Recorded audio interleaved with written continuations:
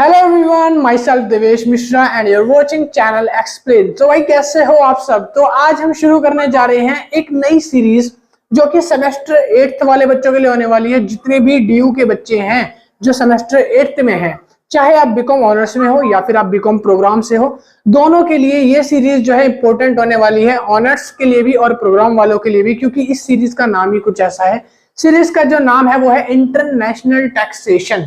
हाँ जी, ये जो सब्जेक्ट है ये डिसिप्लिन का सब्जेक्ट है, यानी कोर कोर्सेज के सब्जेक्ट है। और अगर आप बीकॉम ऑनर्स में हो या फिर आप प्रोग्राम में हो, दोनों बच्चों के पास ये बुक तो जरूर आने वाली है, इंटरनेशनल टैक्सेशन। समझ में आ रहा है? समझ में आ रहा है। तो दिल्ली यूनिवर्सिटी के सेमेस्टर 8 के जिन बच्चों के इस महीने एग्जाम स्टार्ट होने वाले हैं और ये सब्जेक्ट उनके पास है, तो ये सीरीज को मैं कंप्लीट करवाने जा रहा हूँ। एक एक करके मैं सारे इंटरनेशनल टैक्सेशन के यूनिट वाइज चैप्टर को कंप्लीट करवाऊंगा। और मैं बता दूं आपको 6 या 7 वीडियो के अंदर मैं आपको पूरी बुक कंप्लीट करवा दूंगा, ठीक है। और जितनी भी वीडियोस मैं बना रहा हूँ ना, उन सारी वीडियोस का जो लिंक है वो आपको डिस्क्रिप्शन में मिल जाएगा। पूरी प्लेलिस्ट का लिंक आपको डिस्क्रिप्शन में मिल जाएगा, वहां से जाके आप देख सकते हो। अगर किसी बच्चे को इस सब्जेक्ट के नोट्स परचेज करने हैं या आपको इसकी बुक वगैरह चाहिए, तो उसके लिए आप कांटेक्ट कर सकते हैं, डीएम कर सकते हैं व्हाट्सएप पे। व्हाट्सएप नंबर मेरा गिवन है, व्हाट्सएप नंबर मैंने ऊपर मेंशन कर दिया है। इस नंबर पे जाके आप मैसेज कर देना कि सर हमें नोट्स परचेज करने हैं। मेरा व्हाट्सएप नंबर आपको डिस्क्रिप्शन में भी नीचे मिल जाएगा, वहां से भी आप कांटेक्ट कर सकते हो। नोट्स का मिनिमम प्राइस रखा गया है 150 और 200 के बीच में रहता है। 150 तक में हालांकि आपको नोट्स मिल जाते हैं। तो जो बच्चे बाय करना चाहते हैं, सारे चैप्टर्स मिलेंगे। तो हाँ, मैं बता दूं आपको नोट्स में पूरे की पूरी बुक मिलेगी, चारों के चारों यूनिट्स मिलेंगे, सारे चैप्टर्स मिलेंगे 150 रुपए के अंदर, ठीक है। और पीडीएफ फॉर्मेट मिलेगा इंग्लिश मीडियम में, जिसको आपको प्रिंट आउट करा के इजीली पढ़ सकते हो। नोट्स के अंदर ये सारे टॉपिक्स होंगे। तो भाई A to Z आपको पूरी बुक के टॉपिक्स मिलने वाले हैं। जैसा आपका सिलेबस है पूरे वही आएंगे। अगर आप नोट्स बाय नहीं करना चाहते या फिर आप अफोर्ड नहीं कर सकते, तो उसके लिए आप इसको यहाँ से उतार सकते हो, या जब मैं हटता हूं तो आप स्क्रीनशॉट वगैरह ले लेना। क्लियर है? कोई दिक्कत तो नहीं आ रही? बस चलिए शुरू करते हैं फिर आज का हमारा चैप्टर नंबर 1। आज हमारा पहला लेक्चर है इंटरनेशनल टैक्सेशन का। और बच्चे बोल रहे थे कि भैया इंटरनेशनल टैक्सेशन पढ़ा दो, बाकी चैनल्स पे अभी वीडियो नहीं आई है किसी पे, तो आप शुरू कर दो। तो भाई इंटरनेशनल टैक्सेशन बनाता रहूं, है तो थोड़ा सा टिपिकल सा सब्जेक्ट, थोड़ा सा समझने में टाइम लगेगा। तो वीडियो हो सकता है थोड़ी देर से भी आए, कभी कभार एक आध दिन। तो ऐसा मैं सोच रहा हूँ वीडियो कंप्लीट नहीं करूंगा भाई, पूरी कंप्लीट करवा दूंगा मैं आपको एग्जाम से पहले, ये कंफर्म कर रहा हूँ, ठीक है। थोड़ा हाँ, बस आपको क्या करना है, लाइक करना है, शेयर करना है, सब्सक्राइब करना है। वीडियो अगर पसंद आ रही है तो लाइक शेयर कर देना, थोड़ा मोटिवेशन मिल जाएगा, क्योंकि सब्जेक्ट थोड़ा ऐसा है ना भाई, मोटिवेशन की जरूरत चाहिए। तो सुनो, आज हम शुरू कर रहे हैं चैप्टर नंबर 1, जिसका नाम है, हम पढ़ने वाले हैं, चैप्टर का नाम है इंटरनेशनल डबल टैक्सेशन। मैंने यहाँ पे लिखा नहीं है शायद, हाँ सुनो, ये आपका चैप्टर नंबर 1 है। मैं यहाँ पे लिख दे रहा हूँ, कहाँ पे लिख दूँ, यहाँ पे जगह नहीं है, सुनो यहाँ लिख दूँ। सुनो, चैप्टर है आपका फर्स्ट, क्या नाम है? International double taxation. Double taxation, ठीक है। इसका पार्ट 1, ठीक है। पार्ट 1 क्यों लिखा भैया? भाई सुनो, इस चैप्टर को हम ना 2 पार्ट में पढ़ने वाले हैं, क्योंकि ये चैप्टर थोड़ा सा लेंथी है, यानी जो यूनिट 1 है आपकी काफी बड़ी है। तो इसको मैं 2 पार्ट में डालूंगा, 1 घंटे की वीडियो में एक पार्ट, और दूसरे 1 घंटे की वीडियो में कोशिश करूंगा आधे घंटे की वीडियो में दूसरा पार्ट। तब आपका जाके पहला यूनिट कंप्लीट होगा, ठीक है। आज की वीडियो शायद 1 घंटे के अराउंड रहेगी, और ये जो इंटरनेशनल टैक्सेशन है इसका पार्ट 1 रहेगा आज। तो हम शुरू करते हैं इंट्रोडक्शन से। सबसे पहले हम पढ़ते हैं इंटरनेशनल डबल टैक्सेशन। जो बोला है, ये जो इंटरनेशनल है इसका मतलब आप समझो, इंटरनेशनल का मतलब क्या होता है भाई? सुनो, इंटरनेशनल का मतलब होता है कोई भी फॉरेन ट्रेड। आपको पता है जब इंडिया आजाद हुआ था ना, तब धीरे धीरे इंडिया को अपनी इकोनॉमी डेवलप करनी थी। मैं आपको सारी चीजें ऐसे पढ़ाऊंगा कि आपको एक एक कॉन्सेप्ट समझ आएगा, हर एक कॉन्सेप्ट सीधा दिमाग में बैठेगा और परमानेंट मेमोरी में बैठ जाएगा। भाई सुनो, बस आपको थोड़ा सा ध्यान देना है। शुरू के 10 मिनट 5 मिनट हो सकता है मेरी बातें आपको बुरी लग रही हो, आपको समझ ना आ रहा हो, आपका दिमाग इधर उधर जा रहा हो कि कितना बड़ा सब्जेक्ट है ये है, मगर 10-15 मिनट भाई देख लेगा ना, ये बहन देख लेगी ना, तो भाई मैं कंफर्म बता रहा हूँ आपको चैप्टर से सारी चीजें समझ आने लग जाएगी। बस 10 मिनट फोकस कर ले, ठीक है। सुन, एग्जाम में नंबर चाहिए ना, तो भाई 10 मिनट फोकस कर ले बस। सुन, इंटरनेशनल का मतलब क्या होता है? जब हमारा देश आजाद हुआ था, यानी 1947 में ना, तब हमारा देश जो है वो पता है कैसा? हमारा देश नाम के अंदर आता था, नॉन अलाइनमेंट मूवमेंट्स में आता था। और इसके बाद ना हमारे देश को डेवलप होने की बहुत ज्यादा जरूरत पड़ी। तो धीरे धीरे जैसे इकोनॉमी डेवलप हुई, तो जो लीडर्स आए उन्होंने बोला कि हमें ना रिफॉर्म्स लाना चाहिए, देश को डेवलप करना चाहिए। तब उसमें 1991 के अंदर जब रिफॉर्म आया, 1991 में जब रिफॉर्म आया तब वहां पर एक टॉपिक छेड़ा गया था जिसको बोला गया था फॉरेन ट्रेड। क्या बोला गया था? Foreign trade. फॉरेन ट्रेड क्या होता है समझते हैं, सुनो। फॉरेन ट्रेड में बोला गया था कि हमारे देश को, एक देश को दूसरे देश के साथ व्यापार करना पड़ेगा। इससे क्या होगा? समझौते अच्छे होंगे और इससे क्या होगा? ट्रेड बढ़ेगा। और ट्रेड बढ़ेगा, समझौते अच्छे होंगे तो देश की इकोनॉमी डेवलप करेगी, जीडीपी डेवलप करेगी। तो इसीलिए हम पढ़ रहे हैं इंटरनेशनल ट्रेड, यानी कि हम पढ़ेंगे इंटरनेशनली हमारे देश ने कैसा ग्रो किया। ठीक है, सुनो। अब मैंने क्या करा? फॉरेन ट्रेड करना शुरू कर दिया। जैसे ही 1991 में पॉलिसी बनाई गवर्नमेंट ने कि भाई सब मिलके ट्रेड करो, एक्सपोर्ट करो चीजें और वहां से पैसा आएगा, तो हमने क्या करा? ट्रेड करना शुरू कर दिया। मान लो ये है इंडिया, ठीक है, और यहाँ पे है यूके। तो इंडिया ने क्या करा? यूके को माल क्या करना चालू कर दिया? एक्सपोर्ट करना चालू कर दिया। माल एक्सपोर्ट करना चालू कर दिया। जब यहां से माल यहाँ एक्सपोर्ट करा जाता था तो यहाँ पे क्या आता था? यहाँ पे क्या आता था? यहाँ पे आता था रिवेन्यू। क्या आता था? रिवेन्यू, पैसा, धन, मनी मनी मनी, पैसा आने लगा। ठीक है, पैसा आने लगा तो लालच आ गई। फिर हमने क्या करा? एक्सपोर्ट को और बढ़ाया। हमने एक्सपोर्ट को और बढ़ाया। फिर हमको एक टाइम पर समझ आया कि भाई एक्सपोर्ट से कुछ नहीं हो रहा, हमने अपने लोगों को उधर भेजना पड़ेगा ताकि और ज्यादा एक्सपोर्ट हो सके, और ज्यादा इंपोर्ट हो सके, और ज्यादा ऐसे देश को डेवलप किया जा सके। तब हमने क्या करा? 1991 में अपने कुछ धुरंधर तैयार करे। हाँ जी, हमने कुछ अपने धुरंधर लोगों को तैयार किया, एक टीम बनाई और हमने उनको भेज दिया यूके। क्या भेज दिया? यूके में, कि जाओ भैया यहां से आप सेटल हो जाओ यूके में और वहां जाके कमाओ उनका विदेशी धन, उनका विदेशी धन कमाओ और ले लेके कहां पे आओ? इंडिया में लेके आओ और यूज करो इंडिया में। ठीक है, क्योंकि विदेशी धन जब इंडिया में आना शुरू हो जाएगा धीरे धीरे, तब हमारा जो ग्रोथ है वो और जल्दी डेवलप होगा, और जल्दी देश विकास करेगा। तब हमने क्या करा? हमने लगा दिया यहाँ पे इंटरनेशनल फॉरेन ट्रेड, यानी इसको हम पढ़ते हैं इंटरनेशनल फॉरेन ट्रेड। समझ में आए? और जब आपको पता है विदेश में आपका कोई भी दोस्त, भाई, पापा, चाचा, अंकल काम कर रहे हैं या कोई वहां पे धन कमा रहा है, तो वहां पे जब वो धन कमाएंगे ना, तब एक प्रॉब्लम और आई। तब ना देश में ये बोला गया कि हम यहाँ से धन कमा रहे हैं इंटरनेशनल में और ले लेके कहाँ आ रहे हैं? इंडिया में आ रहे हैं। यूके में पैसा कमाते हैं और इंडिया में लाके खर्च करते हैं, यूके में ज्यादा कमाते हैं, इंडिया में आके खर्च करते हैं। तो यहाँ से हमको प्रॉफिट होने लगा। तब गवर्नमेंट को लगा कि भाई जब लोग धन कमाना शुरू कर रहे हैं ना, तब उनको सरकार को भी तो कुछ देना चाहिए, सरकार को फायदा कहां से होगा?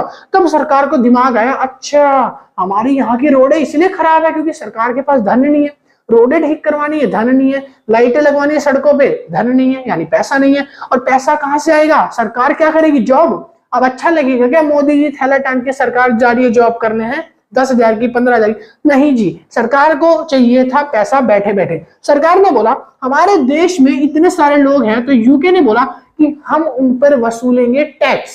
क्या वसूलेंगे भैया? टैक्स। टैक्स क्या होता है? टैक्स को बोला जाता है कर। टैक्स को क्या बोलते हैं? कर। कर क्या होता है? आपको पता है राजा महाराजा के टाइम से टैक्स चलता हुआ आ रहा है। आपको पता है राजा महाराजा के टाइम से टैक्स चलता हुआ आ रहा है। टैक्स क्या होता है? जैसे आपने कहीं से कुछ कमाया, उसका कुछ छोटा सा पोर्शन, एक छोटा सा हिस्सा हमको टैक्स के रूप में पे करना पड़ता था। सिंपल सा तो काम इतना। जैसे मान लो मैं एक किसान हूं, मैं किसी दूसरे जमींदार की जमीन पे खेती करता हूं। अगर मैं वहां पे खेती करूंगा, कुछ अनाज उगा रहा हूं और अपने घर में खा रहा हूं लाके, तब मुझे उस जमींदार को भी तो कुछ देना पड़ेगा। क्यों भैया? आप अपना उगा रहे हो तो आप क्यों दोगे? अरे बाबू मैंने क्या करा है? उससे जमीन खरीदी है। जमीन खरीदी थोड़ी है, मैंने किराए पे ली है। तो जब मैं किराया दे रहा हूं तो मुझे कुछ ना कुछ तो देना पड़ेगा। यानी कि जब मैं किराया वहां पे कहने का मतलब सुनो सिंपल सा है, मैं भी लैंग्वेज थोड़ी फिसल दी है। सुनो, कहने का मतलब सिंपल सा है, मैं एक किसान हूं, मैंने किसी जमींदार के पास गया, मैंने बोला भाई मेरे भूखे छोटे छोटे बच्चे हैं, बीवी हैं, है ना, तो उनके लिए कुछ मेरे को कमाना है, तो आप मेरे को अपना जो खेत है ये किराए पे दे सकते हो? उसने बोला बिल्कुल ले जाओ जी, बस आपको क्या करना है, साल के 20,000 रुपए मुझे देने हैं। मैंने बोला क्यों? वो कहने लगे मत कर फिर खेती इस पे, ये मेरी जमीन है, अगर मैं आपको अपनी जमीन दूंगा तो आप भी तो मुझे कुछ उसके बदले में दो। उसको बोलते हैं टैक्स। यानी कि जब मैंने खेती करना चालू किया तो मैंने कुछ पैसा जो है, कुछ छोटा सा पोर्शन जो है वो जमींदार को देना शुरू किया। यहीं से टैक्स चलता हुआ आया। फिर राजा महाराजा के टाइम पे टैक्स चलने लगा, धीरे धीरे कर होने लग गए। फिर जब हम फॉरेन ट्रेड करेंगे तो वहां पर भी हम टैक्स पढ़ रहे हैं। तो इंटरनेशनल टैक्सेशन सिर्फ यही है, आपका जो टैक्स है वो कर यही है कि जब आप कहीं से कुछ कमाते हो, किसी जगह से आप कुछ कमा रहे हो, तो वहां की इकोनॉमी को आपको टैक्स पे करना पड़ता है। ठीक है, अब आपकी सैलरी ज्यादा है, 1 लाख है, 2 लाख है, 3 लाख है, तब आपको थोड़ा सा इकोनॉमी के लिए, यानी कि सरकार के लिए टैक्स देना पड़ता है, उससे सरकार क्या करती है, डेवलपमेंट करती है। जो टैक्स का पैसा होता है उससे क्या होता है, डेवलपमेंट होता है। जैसे रोडें बना दी, सड़कें बना दिए, ब्रिजेस बना दिए, डैम बना दिए, फ्लाईओवर, हाईवे, पुल बन गए, स्कूल बन गए, इंडस्ट्रीज बन गई। तो ये जो सारा पैसा धन आता है ये कहां से आता है, टैक्स से। टैक्स आप सब देते हो। अब आप पूछोगे भैया क्या मैं भी टैक्स देता हूँ, भाई मैं भी टैक्स देता हूँ। अगर मान लो मैं कुछ खरीदने जा रहा हूँ तो उस पर लिखा रहता है ना इंक्लूडिंग टैक्स, 10 रुपए, 5 रुपए, पैसा, 1 पैसा, 2 पैसा, 3 पैसा। आप जीएसटी वगैरह पे करते हो, आप वैट पे करते थे, ये सब क्या है, टैक्स है। यानी जो आप पे कर रहे हो टैक्स है, यानी वो क्या है, कर है। अब यहाँ पर हम पढ़ेंगे इंटरनेशनल डबल टैक्सेशन। चैप्टर का नाम क्या है, डबल टैक्सेशन। अभी तक मैंने आपको क्या बताया, इंट्रोडक्शन। अभी हमने पढ़ा क्या, इंट्रोडक्शन। अब हम इंट्रोडक्शन के बाद अब मेन चीज पढ़ने वाले हैं, meaning of double taxation. International में डबल टैक्सेशन का मतलब क्या होता है वो समझते हैं। सुनो, यहाँ पे लिखा है डबल टैक्सेशन। डबल टैक्सेशन का मतलब ये होता है, मान लो मेरा एक दोस्त है जिसका नाम है राजू। मेरा एक दोस्त है जिसका नाम क्या है, राजू। राजू कहाँ रहता है, राजू रहता है इंडिया में। राजू कहाँ रहता है, राजू रहता है इंडिया में। राजू ने बोला कि माँ मेरा मन है कि मैं यूके में जाके कमाऊं। राजू ने अपनी माँ से क्या पूछा, माँ मेरा मन है मैं यूके में जाके कमाऊं। अब राजू गया यूके में। राजू की माँ बहुत ज्यादा अच्छी थी तो राजू की माँ ने रोका नहीं। राजू की माँ बोली कि बेटा जा तू यूके में जाके कमा। राजू ने यूके में जाके कमाना शुरू करा। राजू यूके में एक नौकरी करता था, एक बार के अंदर, ठीक है, एक बार के अंदर वो नौकरी करने लगा। और राजू की जो वहां की जो सैलरी थी वो थी 1 लाख रुपीज। कितनी थी भैया, 1 लाख रुपीज, यानी 1 लाख रुपए राजू कमाने लगा। अब राजू सोचने लगा कि मेरी माँ कहाँ बैठी है, इंडिया में बैठी है, मुझे कहाँ धन लेके जाना है, जोड़ के इंडिया में लेके जाना है। तो राजू क्या करता था, धन लेके आता था इंडिया में और अपनी बूढ़ी माँ को दे देता था और फिर उसके बाद दोबारा जाता था, वहां से कमाता था, वापस आ जाता था। तो अब यहाँ पर क्या हुआ, सरकार को लगा राजू तो डेढ़ शाना है, राजू तो यहाँ से धन बटोरता है और इंडिया में जाके खर्च करता है, ज्यादा पैसा यहाँ कमाता है, खर्च वहां करता है। जब हमारे यहाँ से पैसा कमा रहा है तो हमको कुछ मिलना भी तो चाहिए। तो यूके की सरकार को लगा कि नहीं, राजू पे लगाएंगे टैक्स, राजू पे लगाएंगे टैक्स। इसके ऊपर लगा दिया गया टैक्स। कौन सा टैक्स लगा दिया गया, कौन सा टैक्स लगा दिया गया, इस पर लगाया गया tax at source. Tax at source. अब मेरी बात ध्यान से सुना, ये जो सोर्स वर्ड है ये इंपॉर्टेंट है, सोर्स वर्ड इंपॉर्टेंट है। टैक्स एट सोर्स का मतलब होता है जिस जगह से पैसा आ रहा है, जिस सोर्स से पैसा आ रहा है, उस सोर्स के ऊपर जो टैक्स कटेगा या जो उस सोर्स की वजह से, उस सोर्स को देने से पहले वहीं पे टैक्स जो आपका कटेगा वो कटेगा टैक्स एट सोर्स। क्या ये सबका कटेगा, बिल्कुल जी, ये आपका भी कटेगा, तेरा भी कटेगा और बहन तेरा भी कटेगा, ठीक है, कभी ना कभी तो कटेगा। मेरा तो कट चुका, अब आपका कटने की बारी है। सुनो, कौन काटेगा, कौन काटेगा भैया, इसको काटेगी गवर्नमेंट। कौन काटेगी, गवर्नमेंट काटेगी। गवर्नमेंट काटेगी टैक्स, यानी कि जहां पे आप पैसा कमा रहे हो, टैक्स एट सोर्स, जहां कमा रहे हो, सोर्स क्या है आपका, विदेश, तो वहीं से आपका टैक्स कट के आएगा। और वो जो विदेशी पैसा है वो कहां जाएगा, यूके की गवर्नमेंट को जाएगा। यूके वाली गवर्नमेंट राजू का पैसा क्या करेगी, उससे क्या करेगी, डेवलपमेंट लाएगी। अब राजू आया इंडिया में, राजू का टैक्स कट गया मान लो 10%, ठीक, 1 लाख का 10% टैक्स कट गया। राजू के पास कितना बचा, 90,000 रुपए। राजू खुशी खुशी अपने घर में 90,000 लेके आ ही रहा था। फिर उसके बाद इंडिया वाले लोग है ना बड़े लालची है, उन्होंने देखा कि विदेश वालों ने राजू के ऊपर टैक्स लगा दिया, 10% टैक्स काट लिया।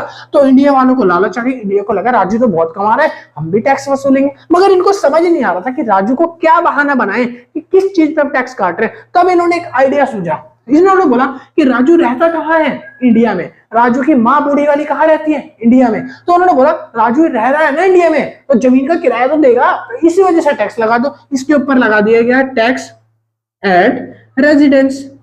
रेजिडेंस यानी कि रेजिडेंस क्या होता है, जहां पर आप रह रहे हो, यानी जहां आप रह रहे हो उस जमीन पे रह रहे हो, वो कौन से देश की जमीन है, या इंडिया की जमीन है। तो इंडिया वालों ने बोला कि इंडिया की जमीन पे रह रहे हो और इंडिया में पैसा ला रहे हो, तो इंडिया वालों को भी टैक्स देना पड़ेगा। कि राजू ने बोला ऐसा थोड़ी होता है भाई, मैं टैक्स देके आ चुका हूं, कहां पे, विदेश में। फिर वो कहने लगा नहीं, आपने वहां पे सोर्स का टैक्स दिया है। मैंने बोला था ये वर्ड याद रखना। उन्होंने बोला कि आपने सोर्स वाला टैक्स दिया, यानी आप कमा रहे हो ना, जो कमाने पे टैक्स दिया आपने, वहां पे जो कमा रहे हो उसका टैक्स दिया। हम यहाँ कमाने का टैक्स नहीं मांग रहे, रेजिडेंस का टैक्स मांग रहे हैं। आप इंडिया के नागरिक हो ना, रह रहे हो ना इंडिया में, तो उस रहने का पैसा दो, रेजिडेंस का पैसा दो, यानी रेजिडेंस टैक्स दो मुझे। तो इंडिया ने बोला अच्छा। तो राजू बेचारा सोच में पड़ गया कि अभी 90,000 बच्चा, अभी ये पता नहीं कितना काटेंगे। तो उन्होंने बोला कि रेजिडेंस टैक्स जी कितना होगा जी, तो उन्होंने बोला कि इसका कटेगा 30%। कितना कटेगा भाई, 30%। 9,000 के हिसाब से 30% कैलकुलेट किया जाएगा तो कितना बचा 27,000, यानी कि 90,000 का कटेगा 27,000 रुपए। अब भैया 27,000 ये और काट लेंगे। अब राजू की जो माँ है उसको कितना मिलेगा सोचो, माइनस कर दो फटाफट से। 90 में से 30 गए, 60 बचे, 3 ऐड कर दो तो 63, यानी कि 63,000। राजू ने पहले कितना कमाता था? राजू कमाता था 1 लाख और लाके खर्च करता था इंडिया में पूरे 1 लाख। मगर जब से टैक्स एक्ट डबल टैक्स आया उसके अंदर क्या हुआ, एक बार टैक्स कटा फॉरेन कंट्री में यानी कि यूके में, और दूसरी बार टैक्स कहां कटा? इंडिया में, यानी कहां कटा? इंडिया में। तो 2 टैक्स कट रहे हैं ना राजू के 2 टैक्स कट रहे हैं ना। एक कहां कट रहा है? एक कट रहा है यूके में और एक कट रहा है इंडिया में। इसको बोलते हैं डबल टैक्सेशन। अब मत पूछना डबल टैक्सेशन क्या है, देखो डबल टैक्सेशन यानी कि जो टैक्स 2 बार कटेगा उसको डबल टैक्सेशन। ठीक है, आपका भी अगर 2 बार कटा है या किसी ने काटा है तो उसको डबल बोलेंगे। ठीक है, समझ में आया? एक बार कहां कटा? एक बार कटा भैया फॉरेन में, एक बार कहां कटा? दूसरी बार कटा इंडिया में। इसको बोलते हैं डबल टैक्स। समझ में आया? क्या इसके लिए कोई रिलीफ नहीं है भैया? इतनी ज्यादा सैलरी, 1 लाख सैलरी और कट कुटा के कितनी बची? 63,000 बच रही है। क्या अच्छी बात है? सोचो इतनी मेहनत से बंदा कमा रहा है और सारा पैसा इनको दे दे तो बचा ही क्या उसके पास? गलत है ना? ये तो गलत है, ये तो डबल टैक्सेशन गलत है ना? आपको भी लगता है? सुनो, तब अगर गवर्नमेंट को लगेगा कि डबल टैक्सेशन में इंसान का ज्यादा लॉस हो रहा है तो गवर्नमेंट कुछ रिलीफ लेके आएगी। उस रिलीफ को हम आगे पढ़ेंगे। अभी हमने ये सीखा कि डेफिनेशन क्या है इंटरनेशनल टैक्सेशन की, और इंटरनेशनल टैक्सेशन में हमने कॉन्सेप्ट समझा कि डबल टैक्सेशन क्या होता है। डबल टैक्सेशन बस यही है कि एक आदमी जो फॉरेन में रह के कमा रहा है तो वो फॉरेन की गवर्नमेंट को भी टैक्स देता है और इंडिया में जो रेजिडेंस है उसका, यानी वो रह रहा है उस जगह पर भी टैक्स देगा। इसको बोला जाता है डबल टैक्सेशन। जो दोनों तरफ टैक्स पे करना पड़ेगा, डबल टैक्सेशन। राजू को दोनों तरफ टैक्स पे करना पड़ा, एक यूके में और दूसरा इंडिया में। हाँ, तो दोनों का क्या है? डबल टैक्सेशन हो गया। समझ में आया? डबल टैक्सेशन हो गया। क्लियर है? कॉन्सेप्ट समझ आ रहा है? चलिए आगे हम बढ़ते हैं। कह रहा है type of international double taxation. भाई वीडियो अगर अच्छी लग रही हो तो लाइक शेयर एंड सब्सक्राइब करने में कंजूसी मत करना। सुनो, इंटरनेशनल ऑफ डबल टैक्सेशन, मुझे आपके परफॉर्मेंस के हिसाब से पता चलेगा कि नेक्स्ट पार्ट कितनी जल्दी लाना चाहिए और कितने बच्चे इसको देख रहे हैं, शेयर कर रहे हैं, क्योंकि भाई ये सब्जेक्ट थोड़ा मेहनत वाला है। ठीक है, तो थोड़ी सी मोटिवेशन डाउन हो जाती है पढ़ के, इसलिए मैं बीच में बोला था कि थोड़ा हो सकता है टाइम लग जाने में वीडियोस या चैप्टर वगैरह, मगर आप लोग जोश में हाई रखना भाई। सुनो, मैं सारा कंप्लीट करवाऊंगा। ठीक है, जोश में हाई रखना। वीडियो अच्छी लग रही है लाइक करना, कमेंट कर देना कि आपको समझ आ रहा है। बस मैं इतना चाहता हूं आप लोगों के दिमाग में थोड़ा जाए, समझ में आए आपको। ठीक है, अगला लिखा है types of international double taxation. कितने टाइप होते हैं भाई? सुनो, इसका पहला टाइप होता है जुडिशियल। पहला टाइप क्या है? जुडिशियल। दूसरा टाइप क्या है? इकोनॉमिक। दोनों को समझते हैं। जुडिशियल क्या कहता है? जुडिशियल कहता है ये रेजिडेंस टैक्स होता है और सोर्स पे लगने वाला टैक्स होता है। यानी कि दोनों को मतलब समझते हैं। देखो, रेजिडेंस यानी कि जहां पर आप रह रहे हो, सोर्स यानी कि जहां पर आप कमा रहे हो। भैया एक बात बताओ, ये जो सोर्स है टैक्स है, क्या ये इंडिविजुअल पे लगेगा कि एंटिटी पे भी लगेगा, या फिर कंपनी वगैरह जो होगी जो विदेश में कमा रही होगी उन पे भी लगेगा? तो भाई जुडिशियल में बता दूं कि जो इंडिविजुअल है, जो सिंगल पर्सन है, जो कंपनी चला रहा है, उन पर भी लगेगा। कॉर्पोरेट जो कि विदेश में चल रही है, ठीक है, और रेजिडेंस यहाँ इंडिया में है, तो उन पर भी टैक्स लगाया जाएगा। ठीक है, उसके साथ साथ कह रहा है कि जो भी मैनेजमेंट कंट्रोल हो रहे हैं, जो भी ऐसी कंपनीज है जो इंडिया से और ऑपरेट कर रही है विदेशों में, उनके ऊपर भी टैक्स लगाया जाएगा। यानी कि रेजिडेंस टैक्स और जो सोर्स टैक्स है वो सब पे लग रहा है। ठीक है, फिर आता है सोर्स टैक्स कितना लगता है और रेजिडेंस टैक्स कितना लगता है, कितने परसेंट का है वो बता दो। देखो, जो रेजिडेंस टैक्स लगता है वो आपकी इनकम का 30% लगता है अगर आपकी इनकम 1 लाख से ऊपर है। अगर उसके बाद आप सोर्स टैक्स की बात करो तो सोर्स टैक्स जो है वो 10% काटा जाता है आपके सोर्स पे। टीडीएस समझते हो? टैक्स डिडक्शन एट सोर्स, यानी जिस जगह पे पैसा आ रहा है तो सोर्स पे ही आपका पैसा काट लिया जाएगा, काट कर ही आपको भेजा जाएगा, यानी टीडीएस कट गया आपका और उसके बाद आपको पैसा पे किया जाएगा। ठीक है, तो ये है आपका डबल टैक्सेशन। और आपको समझ आया जुडिशियल क्या कहता है? जुडिशियल पहला जो टाइप है वो यही कहता है कि आपका टैक्स 2 जगह काटा जाएगा, एक रेजिडेंस पे, एक सोर्स पे। क्लियर? बात करते हैं इकोनॉमिक की। इकोनॉमिक में 2 चीजें बताई गई है। कह रहा है इकोनॉमिक में आपका जो कंपनी प्रॉफिट होगा उस पर भी टैक्स कटेगा। दूसरा, आपका जो डिविडेंड होगा शेयर होल्डर्स का, उसमें अभी आपका टैक्स एग्जम्प्ट होगा। फिर आता है हॉरिजॉन्टल में, कि जो भी आपकी ब्रांच है उस पर भी टैक्स कटेगा। मान लो फॉर एग्जांपल मैं एक बहुत बड़ा बिजनेसमैन हूं और मेरी ब्रांचेस जो है बिजनेस के वो अलग अलग स्टेट्स में खुली है या अलग अलग कंट्री की बाउंड्रीज में खुली है, इंटरनेशनल कंट्रीज की बाउंड्री में, ठीक है।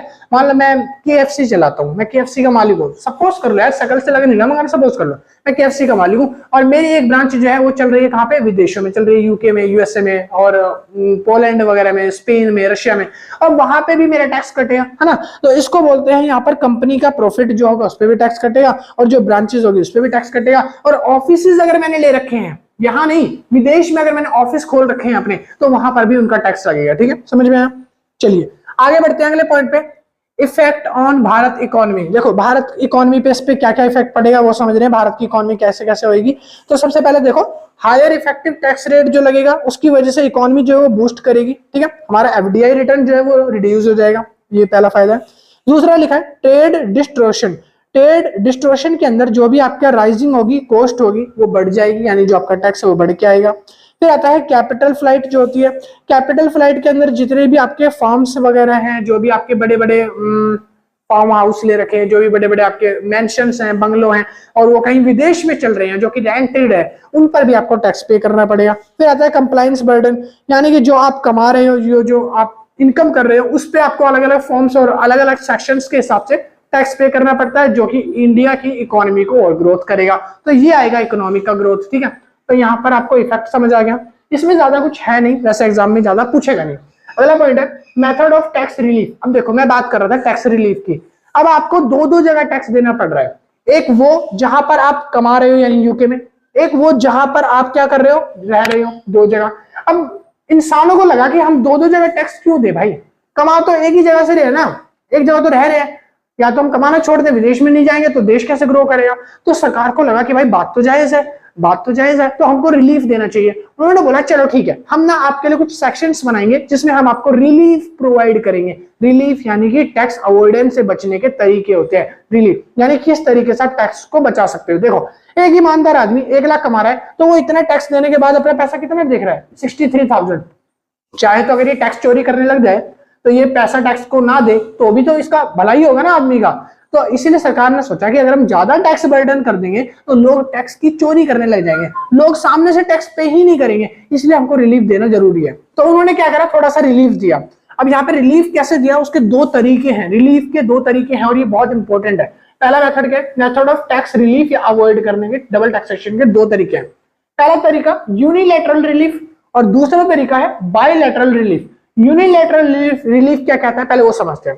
देखो यूनिलैटरल रिलीफ कहता है हमारा जो देश है, जो इंडिया है, उसने कुछ और 90 देशों के साथ एक एग्रीमेंट साइन करा है। उस एग्रीमेंट का नाम होता है DTAA, यानी कि डबल टैक्सेशन अवॉइडेंस, अवॉइडेंस यानी relief, double taxation avoidance agreement, जिसको DTAA बोलते हैं, ठीक है। तो यूनिलैटरल रिलीफ कहता है हमारे देश ने एक एग्रीमेंट होता है जिसकी वजह से रिलीफ मिलता है। एग्रीमेंट का नाम याद रखना, DTAA। ये एक एग्रीमेंट है जो रिलीफ एग्रीमेंट है, ठीक है। अगर ये रिलीफ एग्रीमेंट जिन जिन देशों के साथ इंडिया ने साइन कर रखा है, उस देश में ये होगा कि आपको एक जगह टैक्स देना पड़ेगा और एक जगह टैक्स आपका नहीं लगेगा।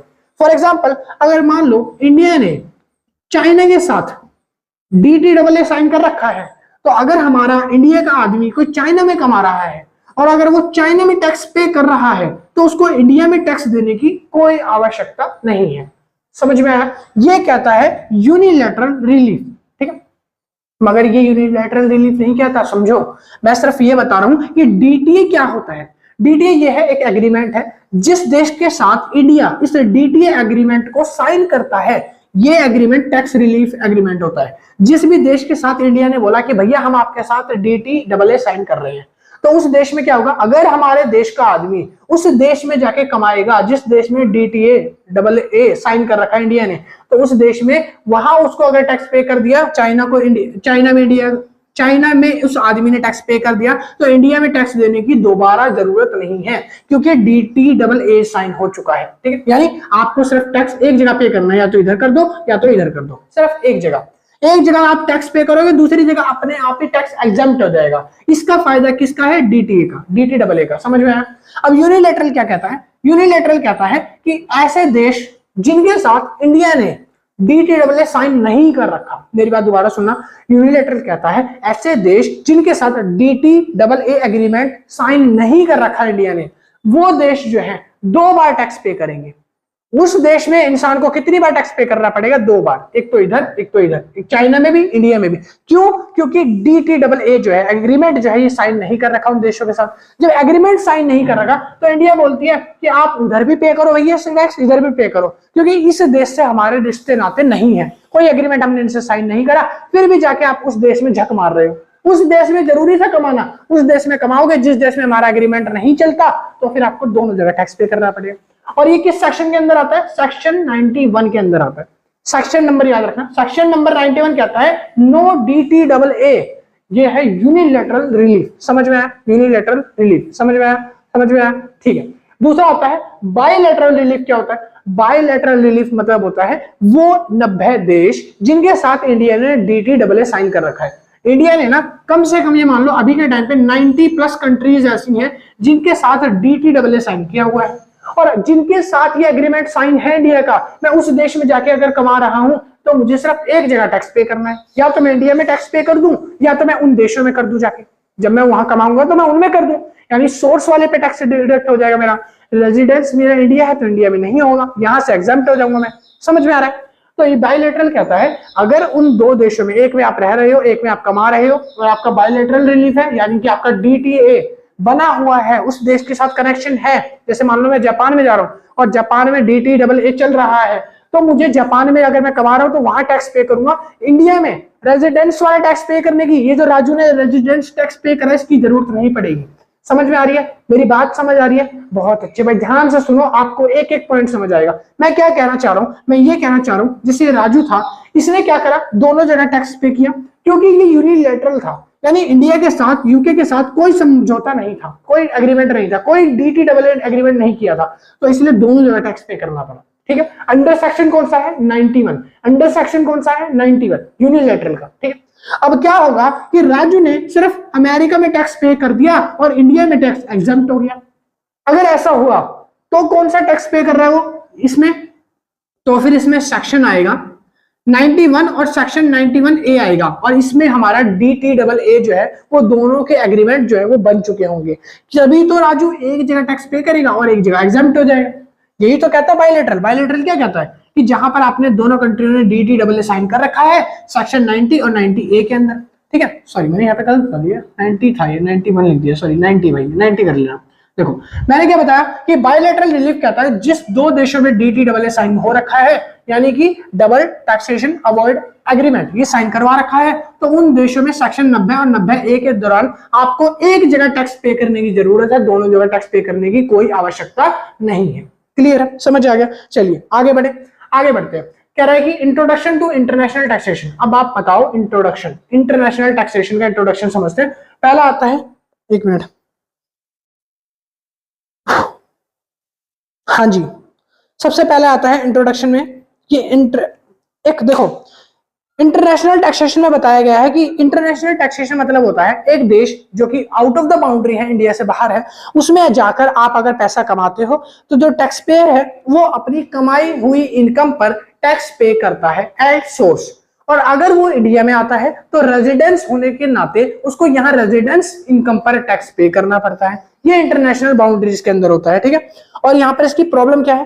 प्रॉब्लम ये है कि अगर इंटरनेशनल टैक्सेशन होता है तो एक व्यक्ति को 2 बार टैक्स पे करना पड़ता है, यानी ओवरलैपिंग टैक्स पे करना पड़ता है। ये एक समस्या है। दूसरी समस्या क्या है? कह रहा है अगर आप सोर्स कंट्री में टैक्स पे कर रहे हो और उसके बाद सेम टैक्स आप रेजिडेंस कंट्री में इनकम पे कर रहे हो, तो ये भी एक प्रॉब्लम हो जाती है कि 2 बार आप एक सोर्स पे एक रेजिडेंस पे सेम टैक्स पे कर रहे हो। ठीक है। अच्छा, इसको डबल टैक्सेशन भी बोला जाता है, जैसे मैंने अभी आपको बताया था। अगला आ जाता है उसके नीचे पॉइंट, रेजिडेंशियल प्रिंसिपल क्या होते हैं। रेजिडेंस प्रिंसिपल क्या होते हैं इसको समझेंगे, ये थोड़ा सा इंपॉर्टेंट है, ये भी इंपॉर्टेंट है, इसको भी थोड़ा आराम से समझाऊंगा ताकि आपको क्लियर समझ आए। ठीक है। मैं कोशिश कर रहा हूं, देख रहे हो पसीने आ रहे हैं, मैं कोशिश कर रहा हूं भाई आराम से आपको चीजें समझाऊं, पंखा तक नहीं चल रहा है। सुनो, कह रहा है कि रेजिडेंस प्रिंसिपल जो है वो क्या होते हैं। रेजिडेंस प्रिंसिपल होते हैं एक, जैसे कि आपका इंडिविजुअल पर्सन। रेजिडेंस प्रिंसिपल होता है वो आदमी जो एक जगह पर रह रहा है, जैसे इंडिया में कोई आदमी रह रहा है, उस पर्सन पे, उस इंडिविजुअल व्यक्ति पे क्या टैक्स पे करा है होगा या क्या टैक्स उसे पे करना होगा, ये डिसाइड करता है रेजिडेंस प्रिंसिपल। यानी अगर मैं इंडिया में रह रहा हूं तो सरकार डिसाइड करेगी कि मेरे रेजिडेंस प्रिंसिपल होने के नाते मुझे इंडिया में अकेले कितना टैक्स पे करना पड़ेगा, ठीक है। और वो टैक्स डिसाइड कैसे होगा, वो दो चीजों से डिसाइड होता है। इंडिविजुअल पर्सन का टैक्स दो चीजों से डिसाइड किया जाएगा। पहला, या तो आप रेजिडेंस होने चाहिए इंडिया के, या तो आप नॉन रेजिडेंस होने चाहिए इंडिया के। अगर आप रेजिडेंस हैं तो फिर आपकी बेसिक कंडीशन पूरी होनी चाहिए। अगर आप इंडिया के रेजिडेंस हैं, मैं कैसे मान लूं कि आप इंडिया में ही रहते हो, आप इंडिया के रेजिडेंस हो, मैं कैसे मान लूं? जस्ट बिकॉज क्योंकि आप सुंदर हो इस वजह से मान लूं? नहीं भाई सुनो, इसके लिए बेसिक कंडीशंस हैं। सरकार ने बोला हम इंडिया का रेजिडेंस भी उनको मानेंगे जो बेसिक कंडीशन को पूरी करेगा, और उन बेसिक कंडीशन को पूरी अगर आपने कर दिया तो ही आप टैक्स पे करोगे, ठीक है। रेजिडेंस होने के लिए बेसिक कंडीशन चाहिए। बेसिक कंडीशन क्या है वो नीचे लिखिए, चलो पढ़ते हैं। देखो बेसिक कंडीशन क्या है, stay in India for 182 days. कह रहा है आपको इंडिया में 182 दिन रहना पड़ेगा, कंपलसरी है भाई। स्टे इन इंडिया, इंडिया में अगर आप 182 दिन या उससे ज्यादा यानी 183 दिन तक भी रह चुके हो तो फिर आप प्रीवियस ईयर को ये देखा जाएगा, यानी पिछले साल आखिरी साल जो भी आपका प्रीवियस ईयर होगा ना, करंट प्रीवियस ईयर मतलब 2026 चल रहा है, इससे पिछला कौन सा था 2025। तो 2025 के अंदर आप 182 दिन या उससे ज्यादा अगर इंडिया में रहे हो तो फिर आप एक कंडीशन पूरी कर रहे हो कि आप एक रेजिडेंस हो। समझ में आ रहा है? अब दूसरी कंडीशन समझो, कह रहा है दूसरी कंडीशन है stay in India for 60 days और more in current previous year and 365 days. कह रहा है पिछले साल अगर आपने 60 दिन से ज्यादा इंडिया में स्टे किया है, यानी पिछले साल आपने अगर 60 दिनों तक या उससे ज्यादा स्टे किया है इंडिया में, और साथ साथ में लिख रहा है कि 365 दिन आपने पिछले 4 सालों में इंडिया में ही गुजारे हैं, तो फिर आपकी दूसरी बेसिक कंडीशन पूरी हो जाती है। क्या कंडीशन है? या तो 60 दिन रहे हो आप पिछले साल, या फिर आप पिछले 4 सालों में पूरे टोटल 365 दिन तक रहे हो, यानी 4 सालों में 1 साल पूरा आपने इंडिया में स्टे किया हो। आपके दिन जब जोड़े जाएंगे तो ये दोनों कंडीशन अगर पूरी हो गई तो आप बेसिक कंडीशन को फुलफिल कर रहे हो, और बेसिक कंडीशन फुलफिल कर दी तो आप बन जाते हो रेजिडेंस, और नहीं करी तो आप बन जाते हो नॉन रेजिडेंस। ये कंडीशंस याद रखना, ये कंडीशंस याद रखना, मैं बता रहा हूं कूटे जाओगे आप लोग। ये कंडीशंस याद रखना, एग्जाम में ऐसा फंसोगे ना भाई, नानी दादी सब याद आ जाएगी। बेसिक कंडीशन याद रखना, ठीक है। सुनो, रेजिडेंस होने के लिए 2 कंडीशन चाहिए बेसिक कंडीशन, या तो आप इंडिया में स्टे कर चुके हो 182 डेज या उससे ज्यादा, वो भी प्रीवियस ईयर में, ठीक है। या फिर दूसरी कंडीशन कह रहा है कि अगर आपने इंडिया में 60 दिन स्टे किया है या पिछले 4 सालों में 1 साल स्टे किया है 365 डेज, तो आप इंडिया के बेसिक रेजिडेंस कहलाओगे। समझ में आया? क्या ये दोनों कंडीशन होना कंपलसरी है कि एक भी हो जाती है तो भैया काम चल जाएगा? तो देखो यहां लिखा है मैंने, 1 condition to be satisfied you become residence, यानी अगर एक कंडीशन भी सेटिस्फाई हो जाती है तो आप बेसिक कंडीशन के अंदर आ जाओगे और आप रेजिडेंस कहलाओगे। एक कंडीशन भी पूरी कर दी ना आपने, ऊपर वाली कर दी कि आपने 182 दिन इंडिया में स्टे किया तो आप इंडिया के रेजिडेंस कहलाते हो। समझ में आया? अगर नहीं करी तो आप नॉन रेजिडेंस कहलाओगे। अगर आप रेजिडेंस हो तो उसके अंदर भी 2 कैटेगरी आती है। पहली आती है ROR, दूसरी आती है RNOR। ये जो ROR है रेजिडेंस ऑर्डिनरी रेजिडेंस, ठीक है, और दूसरी क्या है RNOR। सुनो, ये 2 कंडीशंस आती हैं ROR और RNOR, इनके अंदर लगती है एडिशनल कंडीशन, और फिर कंडीशन आपको पढ़नी है। अगर आपको ROR बनना है तो उसके लिए क्या कंडीशन होगी, और ROR नहीं बनना तब क्या कंडीशन होगी, तो इसके लिए आती है एडिशनल कंडीशन। मैंने ऊपर लिखे वो समझते हैं, ठीक है। रेजिडेंस तो आप बन चुके हो, रेजिडेंस भी 2 होते हैं, एक ROR एक RNOR। तो ROR बनना है तो उसके लिए कंडीशन क्या है वो समझो। पहले कंडीशन क्या कह रहा है, एडिशनल कंडीशन है रेजिडेंस। भाई 2 मिनट का मौन व्रत रखेंगे, पैच वाला आ गया। हाँ जी चलिए, एलिफेंट इन रूम। चलिए सुनो भाई, अब हम पढ़ने वाले हैं एडिशनल कंडीशन। एडिशनल कंडीशन में सबसे पहली कंडीशन क्या है, residence of any 2 previous year और more in last 10 previous years. कह रहा है कि पिछले 10 सालों के अंदर अगर आपने 2 साल भी इंडिया में स्टे कर लिया तो पहली कंडीशन पूरी हो जाती है ना। एडिशनल कंडीशन क्या कहती है, पिछले लास्ट के 10 सालों में 2 साल आपको इंडिया में रहना कंपलसरी है, इंडिया में स्टे करना कंपलसरी है। दूसरी कंडीशन कह रही है कि stay in India for 730 days, 730 दिन आप इंडिया में अगर रहे हो या उससे ज्यादा रहे हो पिछले 7 सालों के अंदर, तो फिर आपकी दूसरी कंडीशन भी फुलफिल हो जाती है। ठीक है, समझ में आ रहा है? अब ये दोनों कंडीशन में से क्या कोई एक कंडीशन पूरी हो जाएगी तो चल जाएगा, दोनों की दोनों होना जरूरी है? तो इसके लिए मैं बता दूं कि इसके लिए आपको बोथ कंडीशन सेटिस्फाई करना जरूरी है अगर ROR बनना है। ROR के लिए आपको ये दोनों कंडीशंस होना पूरी जरूरी है। अगर नहीं हो रही है दोनों कंडीशन पूरी तो आप ROR नहीं कहलाओगे, आप RNOR कहलाओगे, यानी रेजिडेंस NRI, यानी कि फॉरेन के, ठीक है। और ये जो कंडीशंस है ये दोनों पूरी होनी चाहिए, और जो बेसिक कंडीशंस है इसमें कोई एक भी पूरी होगी तो आप कहलाओगे रेजिडेंस, ठीक है। अब याद रखना, मेरी बात याद रखना, रेजिडेंस बनने के लिए एक कंडीशन जरूरी है, ROR बनने के लिए दो कंडीशंस जरूरी है, और अगर आपने ये एक कंडीशन नहीं पूरी करी तो आप बन जाओगे क्या, नॉन रेजिडेंस। अगर आपने ये दो कंडीशन पूरी नहीं करी तो आप रेजिडेंस तो कहलाओगे, मगर आप कहलाओगे RNOR। समझ में आया? ये एडिशनल कंडीशन और ये बेसिक कंडीशन दोनों याद कर लेना। अगला टॉपिक आता है द सोर्स प्रिंसिपल। क्या होता है the source principle? The source principle, सुनो, सोर्स प्रिंसिपल सुनो, एग्जांपल दे रहा हूं।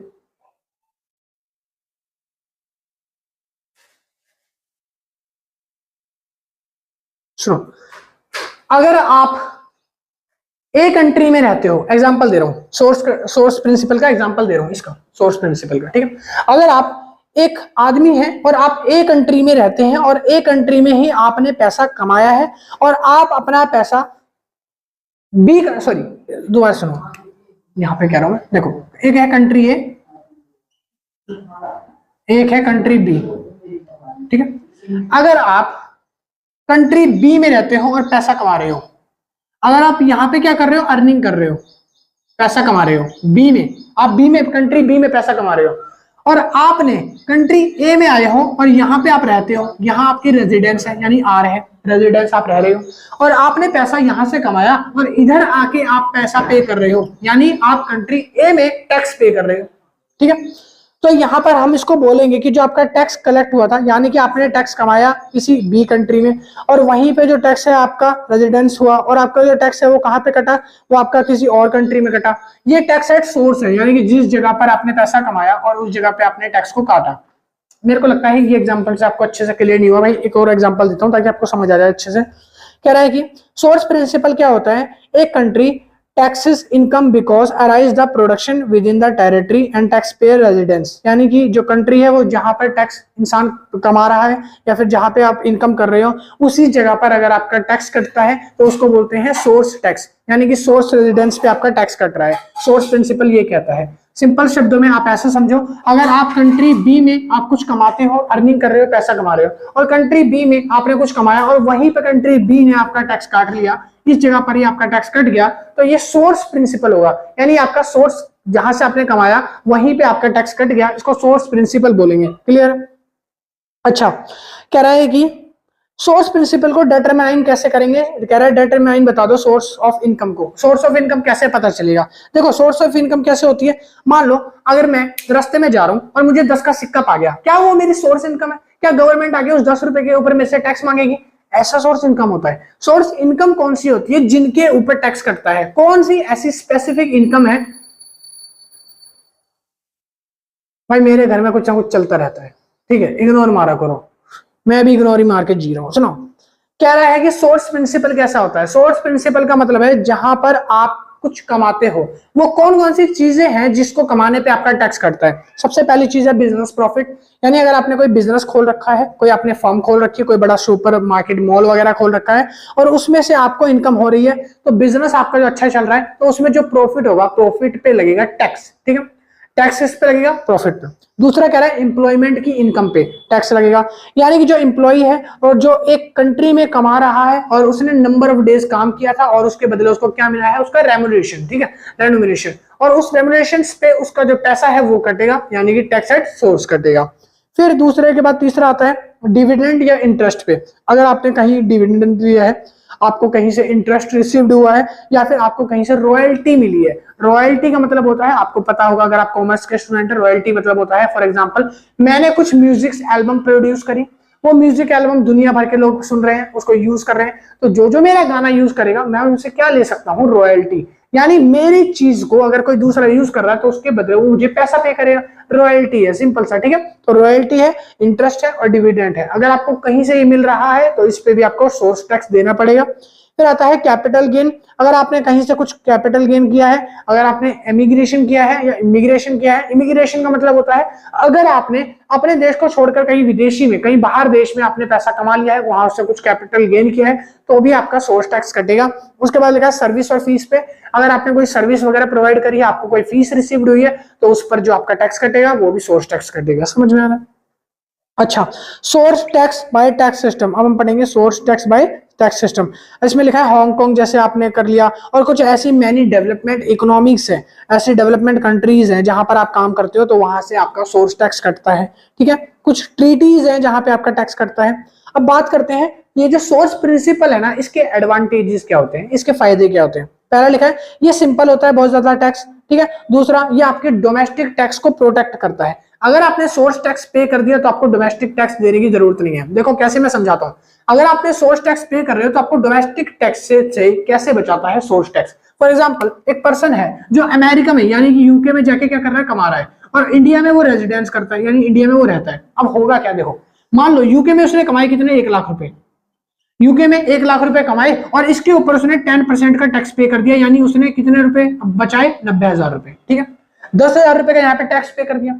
अब जब इंडिया में आएगा तो इंडिया में जो टैक्स रेट है वो है 30%, क्योंकि रेजिडेंस टैक्स है तो 30% है। अब इसका 30% उसको देना पड़ेगा इंडिया में, मगर इंडिया ऐसा नहीं कहती। इंडिया कहती है हमारे यहाँ पे टैक्स क्रेडिट सिस्टम चलता है। क्या चलता है?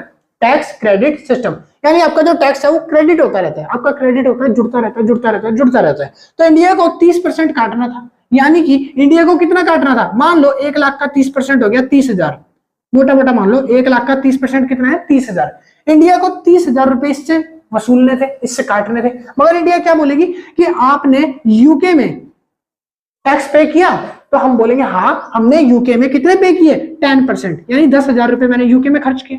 कितने खर्च किए, 10,000 रुपए मैंने यूके में टैक्स पे किया, तो इंडिया मेरे को टैक्स क्रेडिट देगा। इंडिया बोलेगा आपने यूके में 10,000 रुपए पहले टैक्स पे कर दिया, मैंने बोला हाँ मैंने पे कर दिया। अब इंडिया बोलेगा हमको 30,000 काटना था ना, 10,000 तो आप वहां पे दे चुके हो, इसीलिए अब आप मुझे 10,000 कम करके देना। आप मुझे कितना टैक्स पे करना, 20,000 रुपए, सिर्फ 20,000 रुपए। तो वो जो 10,000 का रिलैक्सेशन मिला है, कहां से, इंडिया से, इसको बोलते हैं टैक्स क्रेडिट सिस्टम। यानी कि जब मैंने यूके में टैक्स पे कर दिया तो फिर मैं इंडिया में उतने टैक्स से क्या मिल सकता है मेरे को, उस टैक्स का मेरे को मिल जाएगा इनपुट। मैं इनपुट क्लेम कर सकता हूं, मैं 10,000 रुपए का रिलैक्सेशन पा सकता हूं। ठीक है, तो ये होता है इनपुट टैक्स क्रेडिट सिस्टम, जो कि सबसे ज्यादा फॉलो करा जाता है इंडिया में। समझ में आ रहा है? चलिए, अच्छा चैलेंजेस वगैरह कुछ डबल टैक्सेशन के हैं तो मैं बता देता हूं। पहला लिखा है कि जिस कंट्री में आप रह रहे हो उस सेम कंट्री में आप टैक्स पे करते हो और वहां का इफेक्टिव टैक्स बर्डन बढ़ता है, इसलिए एक चैलेंजेस लिया जाता है डबल टैक्सेशन का। दूसरा लिखा है कि जहां पर आप टैक्स पे करते हो उस टैक्स बॉर्डर के अंदर कैपिटल फ्लो जो है वो काफी बार फ्लक्चुएट होते रहते हैं, जिससे टैक्स बर्डन आपका बढ़ेगा। दूसरा प्रॉब्लम आ जाता है। ठीक है, फिर तीसरा आता है कॉम्प्लेक्सिटी, यानी कि क्रॉस बॉर्डर में अगर आप काम कर रहे हो तो आपको टैक्स भरने के लिए उनके अलग से टैक्स रेट्स होते हैं, जिनको बार बार आपको चेंज करना पड़ता है, समझना पड़ता है। तो यहाँ पर इस चीज की प्रॉब्लम आ जाती है। ठीक है, तो भाई 1 मिनट रुकना।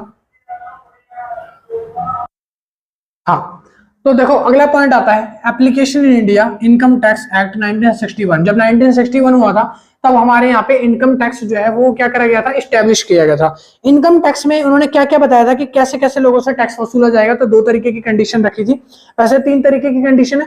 पहली कंडीशन रेजिडेंस बेस्ड, अगर आप इंडिया में रह रहे हो तो आपको टैक्स पे करना है, और उसके लिए रूल क्या थे वो मैंने आपको बता दिए हैं। कौन से रूल बताएं भैया, देखो अगर आप रेजिडेंस हो तो आपके लिए ये कंडीशन थी कि आपको अगर ये कंडीशन पूरी होनी है, बेसिक कंडीशन, तो आपको टैक्स पे करना पड़ेगा इंडिया में। ठीक है, और इसके साथ साथ मैंने बताया था अगर आप एनआरआई हो तो उसके लिए बेसिक कंडीशन क्या है, तो उसके लिए आपको आरओएनआर बन जाना पड़ेगा, और आरओएनआर या एनआरआई जो बनोगे तो उसके हिसाब से आपको वो टैक्स पे करना पड़ेगा। ठीक है, फिर आते हैं सोर्स बेस्ड टैक्स, यानी कि जहां से आप इनकम कमा रहे हो उस जगह से आपको टैक्स पे करना पड़ेगा, इसको बोलते हैं सोर्स बेस्ड टैक्स।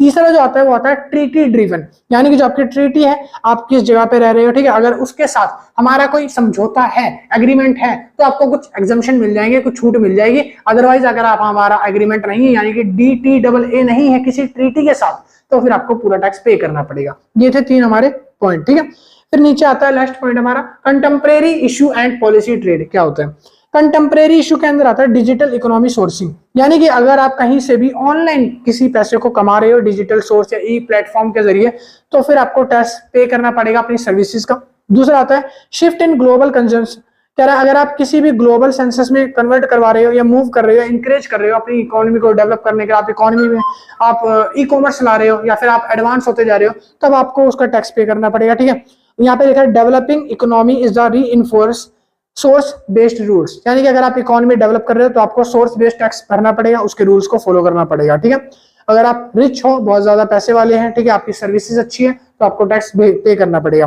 फिर आता है लोकल अहेड। लोकल अहेड में बताया गया है कि आपके 2 पिलर होने चाहिए इसमें। ठीक है भाई, घर के पिलर की बात नहीं कर रहा। 2 पिलर मतलब होता है ग्लोबल मैक्सिमम मिनिमम टैक्स, यानी कि आपके पास वो 2 कंडीशन फुलफिल होनी चाहिए, 2 पिलर्स जो हैं वो फुलफिल होने चाहिए, उसके बाद आप अपना टैक्स पे करोगे। फिर आता है कि आपके ट्रीटी रूल्स जो होना चाहिए वो पूरा होना चाहिए, आपका ट्रीटी रूल्स अच्छा है, आप रिच हो, आपने कोई बिजनेस डाला है और आपका जो एग्रीमेंट है किसी विदेशी देश के साथ है, तो वहां पर अगर आप कमा रहे हो तो आपको वहां टैक्स पे करना है, और नहीं तो आपको यहाँ भी पे करना पड़ेगा। ठीक है, और इसके बाद कुछ ज्यादा बता नहीं रखा, बस इतना ही था भाई। ठीक है, तो ये था आपका contemporary issues of policy trend, last वाला टॉपिक। ठीक है, तो ये था आपका पूरा चैप्टर। अभी पूरा चैप्टर तो खत्म नहीं हुआ फिलहाल, अभी पार्ट 1 खत्म हुआ है, और मेरे हिसाब से ये वीडियो 55 मिनट या 52 मिनट के आसपास हो गई होगी, इसी में 1 घंटा होने वाला है ऑलमोस्ट।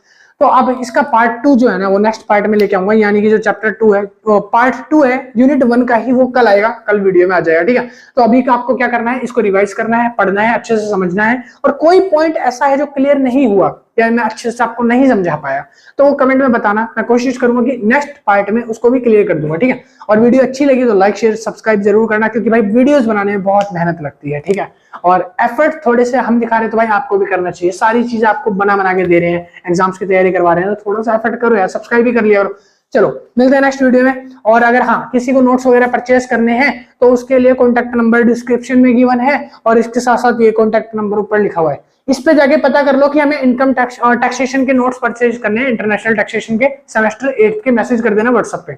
मिनिमम प्राइस है 150 रुपीज, और जिसमें आपको पूरी टैक्सेशन बुक के नोट्स प्रोवाइड करवा दी जाएंगे। चलिए मिलते हैं नेक्स्ट वीडियो में, tata bye bye. Note down कर लो भाई सारे।